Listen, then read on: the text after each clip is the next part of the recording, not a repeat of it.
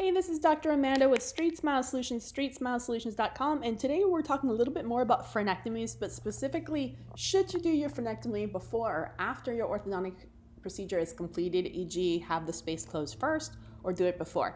And occasionally it's happened to me a few times. Of course, I'm 100% of the belief that frenectomies are done at the end of ortho once the space is closed so that scar tissue doesn't form in there and prevent the closure.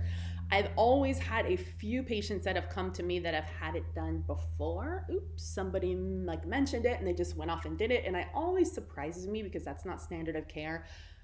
Who would have been so aggressive in terms of the oral surgeon or the periodontist to do it before when they should know it's done after? And why would you do the surgical procedure unless you had a referral from a dentist or an orthodontist? That's just wacky to me. I can't even believe it, but I've had it done.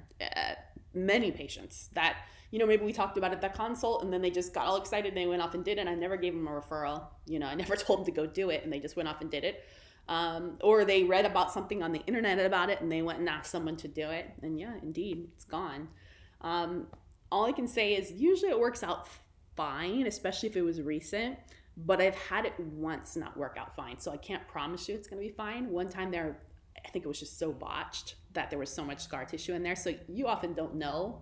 Depends on how it healed, if it's keloidy, fibrous tissue that healed, or if it was done right. I found the ones done with the laser generally are fine, but the ones often done with the scalpel are a lot of scar tissue in there, which is okay if the space is already closed, but if you're trying to move teeth through it, it's not always okay. So, obviously the scar tissue is for the most part going to be gingival and fibrous, so it might just mean they need to go back and have a revision done, additional fee for the patient. That's not covered as part of the insurance, Well, there's an insurance code for that, but you can't bill it twice. So, yeah, it's just one of those things that so I had a doctor ask me, what do you do about that? I said, you have them sign something before you even start with the ortho. I recognize that it may not be possible to fully close this space. I may need an additional surgical procedure. I may also need restorative fees, restorative work done to close the space. These are going to be additional expenses that I'm going to be responsible for out of pocket that may not be covered by insurance. They may be considered cosmetic.